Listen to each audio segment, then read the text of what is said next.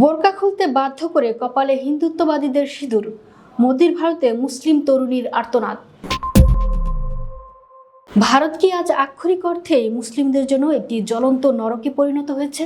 যে দেশে নিজেকে বিশ্বগুরু বলে দাবি করা হয়, সেই মোদির ভারতের রাজপথে আজ প্রকাশ্যে একজন মুসলিম তরুণীর সম্মান হানি করে হিন্দুত্ববাদীদের পৈশাচিক উল্লাসের চিত্র বিশ্ববাসীকে স্তব্ধ করে দিয়েছে। বিহারের নওয়াদা জেলায় এক মুসলিম তরুণীকে প্রকাশ্যে দিবালোকে জোরপূর্বক বোরখা ও নেকাব খুলতে বাধ্য করে তার কপালে সিঁদুর লেপে দিয়েছে উগ্রবাদী গুন্ডারা।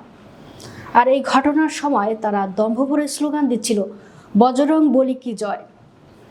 এই ঘটনা আবারও চোখে আঙুল দিয়ে দেখিয়ে দিল হিন্দুত্ববাদী দাদাগিরির কাছে ভারতের সংবিধান ও মানবাধিকার আজ কিভাবে জুতোর তলায় পিষ্ট হচ্ছে।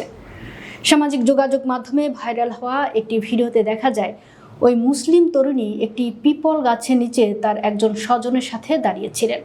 ঠিক তখনই একদল উগ্র হিন্দুত্ববাদী গুন্ডা তাদের ঘিরে ধরে। তারা তরুণীকে বোরখা খুলতে চাপ দিতে থাকে। ভিডিওর ব্যাকগ্রাউন্ডে এক গুন্ডাকে দম্ভ ভরে বলতে শোনা যায়, বোরখা খোল এবং ওর কপালে সিঁদুর পরিয়ে দে। তরুণীটি ভয়ে কাঁদতে কাঁদতে তীব্র আপত্তি জানালেও উগ্রবাদীরা জোর করে তার কপালে সিঁদুর পরিয়ে দেয়। একজন গুন্ডা চিৎকার করে বলে, যেভাবেই হোক এই ভিডিও রেকর্ড করতে হবে, এটাই আমাদের প্রমাণ। তরুণীটি যখন স্কুটারে করে প্রাণ বাঁচানোর চেষ্টা করেন, তখন এই উগ্রবাদী জনতা পশুর মতো তার পিছু ধাওয়া করতে থাকে। সামাজিক যোগাযোগ মাধ্যমে তীব্র ক্ষোভের ঝড় ওঠার পর বিহার পুলিশ নড়ে চড়ে বসতে বাধ্য হয় এবং ধর্মেন্দ্র কুমার ও বাহাদুর চৌধুরী নামের দুই মূল অভিযুক্ত গুন্ডাকে গ্রেফতার করে। সবচেয়ে ভয়ঙ্কর বিষয় হলো, উগ্রবাদীরা দাবি করেছিল ওই তরুণী নাকি এক হিন্দু ছেলের সাথে পালিয়ে যাচ্ছিল, কিন্তু পুলিশি তদন্তে হিন্দুত্ববাদীদের এই নগ্ন মিথ্যাচার ধরা পড়ে যায়। পুলিশ নিশ্চিত করেছে ভিডিওতে থাকা তরুণটি ওই তরুণীর আপন খালাতো বা মামাতো ভাই এবং তারা দুজনেই মুসলিম সম্প্রদায়ের। পরীক্ষা দিয়ে ফেরার পথে স্রেফ মুসলিম হওয়ার অপরাধে তাদের পথ আটকে এই নোংরা সাম্প্রদায়িক হেনস্থা চালানো হয়। এই ন্যাক্কারজনক ঘটনার পর ভারতের রাজনৈতিক অঙ্গন এখন আক্ষরিক অর্থেই ফুটছে।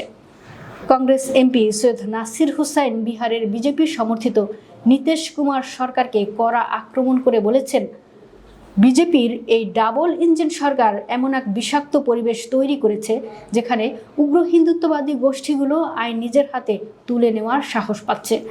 এটি নাগরিকদের সাংবিধানিক অধিকারের উপর সরাসরি আঘাত।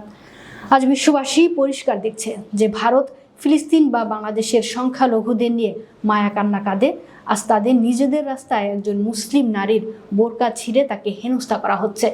বিচারহীনতা ও উগ্রবাদের এই নগ্নরূপ ভারতকে আজ আক্ষরিক অর্থেই এক ফ্যাসিবাদী রাষ্ট্রে পরিণত করেছে।